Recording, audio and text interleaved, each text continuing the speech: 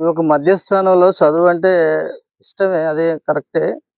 కాకపోతే కొన్ని సందర్భాలను బట్టి ఎగ్జామ్ రిజల్ట్ వస్తుందన్నప్పుడు భయపడడం అనేది కాకుండా కొన్ని విషయాలు చెప్పేసరికి భయభ్రాంతులు పడతా ఉంటారు.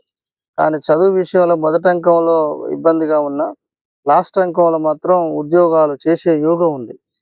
దాంట్లో ఎవరు తప్పు చేయరు. ఏ ఉద్యోగ స్థానాన్ని ఎవరు ఆపలేరు. మంచి మంచి విధానాలకెళ్తుంది. బీటెక్ అయిపోగానే ఎంటెక్ ఆ రూట్‌లలోకి వెళ్ళిపోతుంది. మంచి విధానం ఉంది. కాకపోతే కొంత సందర్భం ఏందంటే స్నేహితులు ఎక్కువగా ఉంటున్నారు. ఉన్నారా?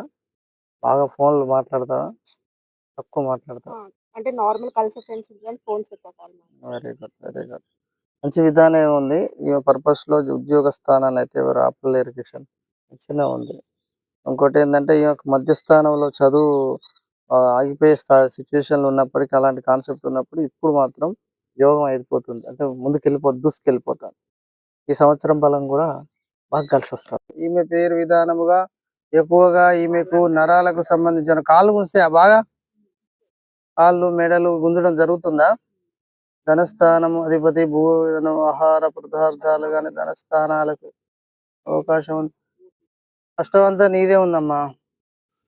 కష్టమంతా నీదే ఉంది. కష్ట పర్పస్‌లో అవకాశాలు ఎక్కువున్నాయి. కష్ట విధానాలు ఉండడంతో పాటు అమ్మవారి పర్పస్ ఇంటికాడ మంగళవారం ఏమన్నా దీపం ముట్టిస్తావా? అప్పుడప్పుడు.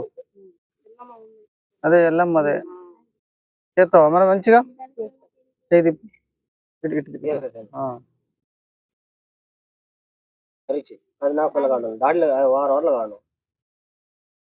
మాట మరి తన విధానం ఉంటుంది. తొందరలే అంటే లేవదు. చదువుకునుడులో కొంచెం అక్షర జ్ఞాన విధానంలో చదవాలని కుతూహలం ఉంటుంది కానీ పుస్తక విధానాల్లో తీసి చదవడానికి తక్కువ ఉంటుంది. అర్ధ విద్య చదువు తక్కువగా ఉంటుంది. కొంచెం ప్రయత్నం గట్టిగా చెయ్యి ఈ సంవత్సరం నీకు అద్భుతంగా ముందుకెళ్ళాలంటే ఈ సంవత్సరం ఎన్నో సంవత్సరాల దోష పరిహార్థం జరుగుతుంది. ఈ సంవత్సరం తెలుగు అంటే విశ్వస్నామ సంవత్సరంలో నీకు జాతకరీత్యా ప్రకారం బలం అవకాశాలు ఎక్కువ వచ్చినాయి కనుక ఏం చదువుతున్నావు? బీటెక్ సెకండ్ ఇయర్ అయిపోతుందా?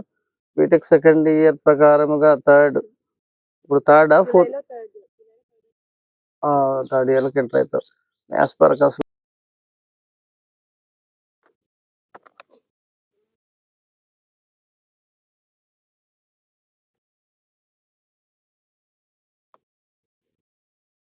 35 ప్రకారముగా వినోద 45 ప్లస్ 35 ధాన్య తండలో 8 40. నీకు ఉప్పలమ్మ పెట్టుకున్నావా? చిలకల పెట్టుకోలే మీకు లేదా? మరి ఏదో ఒకటి కలిసి వచ్చినట్టు వస్తుంది కదా తల్లి. మరి ఆడ 10 గుంటలు వస్తుంది నాది అంటావా అనవా? మరి ఉప్పలమ్మ చేందో నాది కదా అంటావు.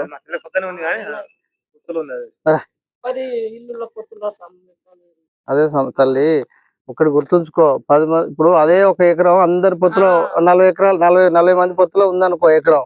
నాకు కుంట వచ్చినా నాకు రావాలని అవుతానా అనవా? ఫైట్ చేయవా అంటావా అనవా? వెళ్ళుకోరా పట్టు ఈచే.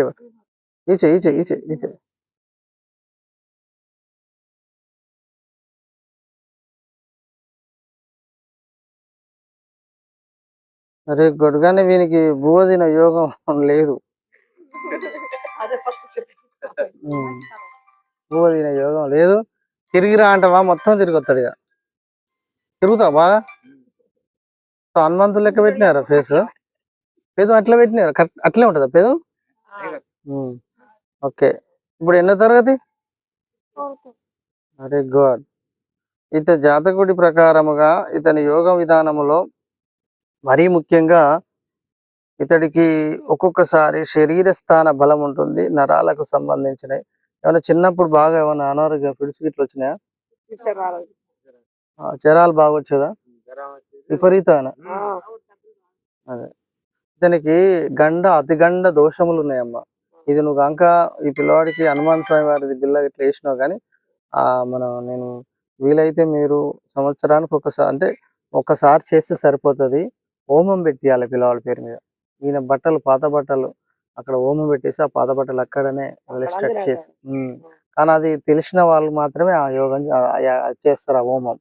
ఇతను సంబంధించినటువంటి దానికి జిల్లేడు పుల్లలు, సండ్ర పుల్లలు, మోదుగ పుల్లలు అన్నిటివన్నీ తీసుకొచ్చేసి హోమం పెట్టేసుకొని 1 గంట 2 గంటల ప్రోగ్రామ్ ఉంటది. ఇతర నక్షత్రం పెట్టి ఆ రోజే పెట్టాలి మళ్ళీ. ఇట్లా నాకు డీటెయిల్స్ అన్నీ నాకు ఫోన్ చేయమ్మా వాట్సాప్లో. నాకు ఫోన్ చేస్తే దాన్ని బట్టి చూసి డీటెయిల్స్ ప్రకారం పెడితే మీరు ఈ మధ్యలో ఎప్పుడైనా నాకు ఫోన్ చేస్తే ఇది తొందరగా పెట్టిద్దాం.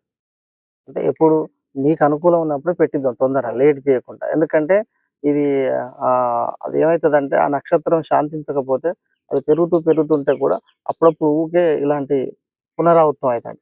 జ్వరాలు ఎట్లొస్తాయంటే ఇక చెప్పలేని జ్వరం వస్తుంది.